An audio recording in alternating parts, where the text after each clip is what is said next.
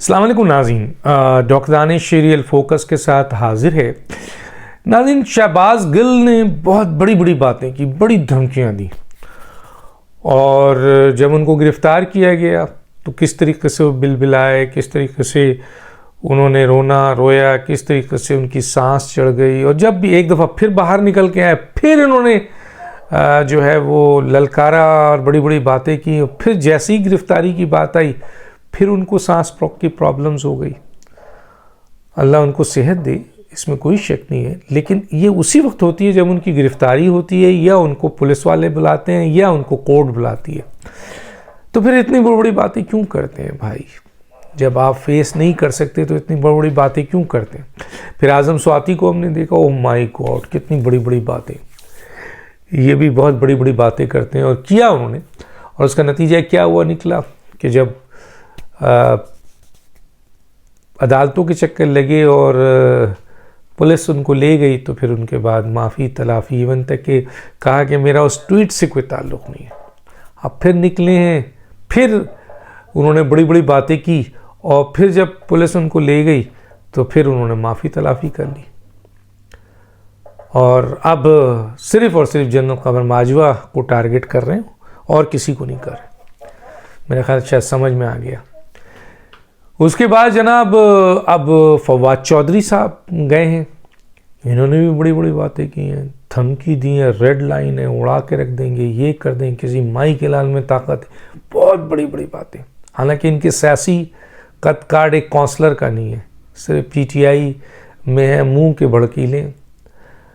हो गई 2 दिन की रिमांड। मालूम तो करें क्या हाल है उनका। जो हमने मालूमात ली है तो हमें तो ये पता चला है कि वहाँ उनकी वो सारी अकड़ जो है वो ख़त्म हो गई, ठुस हो गई। वहाँ देखें उनका अंदाज़। और मुझे पूरी उम्मीद है जब ये बाहर आ जाएंगे, अगर आ गए, और जाहिर है लेकिन इनके ऊपर जो केसेस है वो बहुत स्ट्रॉन्ग है। बगावत का केस है, मेरा ख्याल है 150 समथिंग, 124A और 153 भी ए है, और 505 और 506 जिसमें उम्र कैद भी हो सकती है। तो इनके ऊपर बहुत सख्त किस्म के केसेस हैं।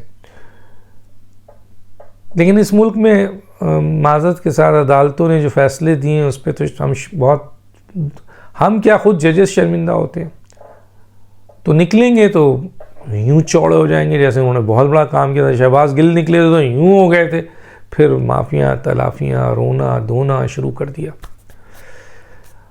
फिर फवाद चौधरी के बारे में इत्तला है कि वहाँ पे भी उन्होंने हाँ सॉरी कर लिया, माफ़िया मांग रहे हैं हमें। लेकिन जब निकलेंगे तो फिर वही रुख अख्तियार करेंगे। लेकिन फिर जब पुलिस या जो भी इदारे हैं वो बुलाएंगे तो फिर देखिएगा क्या होगा। शेख रशीद साहब, आग लगा दो, पार्लियामेंट को जला दो, पाकिस्तान को यूं कर दो, खाना जंगी हो जाएगी, मुल्क में लाशें गिर जाएंगी। कहाँ है शेख रशीद साहब? सब कुछ तो हो रहा है, आप ही मुल्क से फरार हो गए, भाग गए मुल्क से, और बाहर जाके अब आप बयानात देते हैं कि मैं कसम खाऊंगा। आपके पहले कुरान की जो बहुत सी कस्में, उसका क्या हुआ?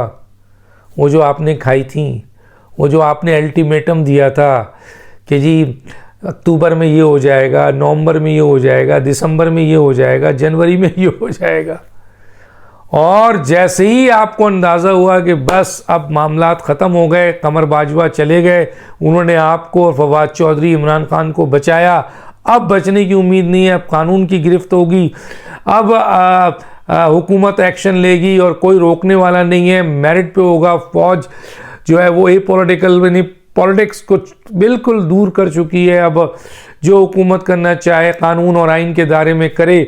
तो आपने अपना रास्ता लिया। बड़े सियाणे हैं शेख रशीद, जाहिर है बड़े पुराने भी तो हैं, फरार हो गए, बाहर जाके दे रहे हैं, आना है, आपको बुलाया जाएगा, आप पर भी केसेस हैं, कहाँ तक भागेंगे आप? अच्छा, इमरान खान की बहुत बड़ी बड़ी बातें हैं। ये नेल्सन मंडेला, उससे पहले कहते थे 50 लाख का मजमा आ जाएगा लॉन्ग मार्च में, 7,000 आया। पूरा मुल्क 26 को आ जाएगा, 12,000 लोग आए। गोली लगी तो जनाब ये कहा गया है कि अब तो रेड लाइन क्रॉस कर लिया, अब तो पूरे पाकिस्तान में मुजाहरा होगा, 2,500-3,000 अफराद निकले, टायर जलाए, चले गए। अभी फवाद चौधरी के ज़माने में ये बातें आई, पूरे इमरान खान समेत तमाम लीडरशिप, निकलो निकलो निकलो निकलो लोग। आपके वो अली जैदी ने तो कहा कि जो नहीं निकलेगा उसको पीटीआई से खारिज कर दिया जाएगा, और ख़ुद उनकी एक तस्वीर है, मैं दिखाना नहीं चाहता, कि वो दीवार कूद के भाग रहे हैं। अच्छा, इस फवाद चौधरी को गिरफ्तार करने पर लोग जमा हुए, पीटीआई के, लाहौर में ही था शायद, वहाँ पर जब पुलिस आई तो डंडे और फला सब छोड़ के सारे कारकुनान फरार हो गए, गाड़ियाँ भाग गई। और ये वो लोग थे जिन्होंने कहा था कि हम टैंक के नीचे लेट जाएंगे, और इमरान खान इनको अर्दगान की अहमियत बता रहे हैं, और बता रहे हैं कि आप टैंक के नीचे लेटें। ये तो एक पुलिस वैन के नीचे नहीं लेटे, ऐसे तेज़ी से भागे हैं। दिखा दूं मैं वीडियो, लेकिन आपने भी देखा होगा, सोशल मीडिया में आया, इसलिए क्या दिखाऊं। मैंने खान साहब को एक मशवरा दिया, और वो मशवरा मैंने ट्वीट किया, मैं पढ़ देता हूँ। वो मशवरा ये है कि खान साहब, मैंने कहा, इमरान खान खुद को कानून के रहम करम पे छोड़ दें, क्योंकि आप पर बहुत सारे केसेस हैं, और आपको पता है कि उन केसेस पे आप पर एक्शन होना ही होना है। अब कमर बाजवा आपको नहीं बचा सकते। वो कमर बाजवा जिन्होंने आपको हुकूमत दिलाई, आपकी हुकूमत में 3 साल साथ रहे, उसके बाद वो जैसे और आपको गिरफ्तारी से रोका हुकूमत को, और जैसे ही उन्होंने आपको आप वो गए हैं तो आपने उन पर सारा हमला कर दिया है, और उनको दुनिया और उनको सारी बदतरीन अमल का उनको ज़िम्मेदार ठहराते हैं। हालांकि वो तो मोहसिन है, लेकिन आप मोहसिन कुश हैं, और आपने किसी भी मोहसिन को नहीं बख्शा है। मैं किस किस का नाम लूँ। बहरहाल इमरान खान को ख़ुद को कानून के रहम करम पे छोड़ दें, जो भी कानून फैसला करे, लेकिन मेरिट पे करे, और मुस्बत सियासत शुरू कर दें। ये मार धाड़, गालम गलोच, धमकियाँ शमकियाँ, ये वो फला, और सबको छोड़ दें, इससे कुछ नहीं। आप बंद गली में आ गए, टोटल बंद गली में। इस वक्त निकलने का कोई रास्ता नहीं है आपके, लोग आपको छोड़ के भाग रहे हैं। तो मुस्बत सियासत शुरू कर दें, क्योंकि कानून और रियासत से तो कोई नहीं टकरा सकता। अगर आपकी समझ में है कि आप अर्दगान बन जाएंगे और टकरा जाएंगे, तो मैंने उसके ऊपर भी लिखा, और पाकिस्तान में कोई अर्दगान बनना चाहे भी तो नहीं बन सकता। यहाँ की आवाम अब किसी सियासी एजेंडे के लिए और किसी सियासी मकासद के लिए, ज़ाती मकासद के लिए, इक़्तिदार के लिए नहीं निकलेगी। और पाकिस्तान में सबसे मकबूल लीडर अगर कोई है तो वो फ़ौज है।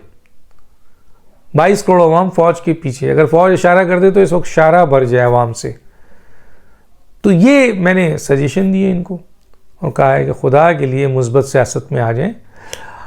हाँ, कानून को फेस करें। जो भी आप अगर क्या पाकिस्तान में मुख्तलिफ सियासतदानों ने, वज़ीर आज़म ने, साबिक़ वज़ीर आज़म ने, इससे भी पहले वज़ीर आज़म ने, ब्यूरोक्रेट्स ने, जनरल्स ने, दूसरे लोगों ने फेस नहीं किया क्या? सदूर ने फेस किया, तो आप भी फेस करें कानून। और आप हक और सच पे हैं तो आप ये तकाजा करें कि अदलिया इंसाफ पर मबनी फ़ैसले करे, कानून और आइन के मुताबिक इंसाफ किया जाए। लेकिन अगर आप ये कहेंगे कि मुझ पर जुल्म हो रहा है, जुल्म हो रहा है, जुल्म हो रहा है, तो जुल्म तो आपने बहुत किया है। बहुत डिटेल में मैंने व्लॉग्स किए हैं, लेकिन मैं ये बताना चाह रहा हूँ कि छोड़ दें, कानून के हवाले कर दें, कानून जो फ़ैसला करे। और दूसरा ये कि मुस्बत सियासत करें, क्योंकि मुस्तकबिल तो आपने अपना बंद कर दिया, एक बंद गली में ले गए।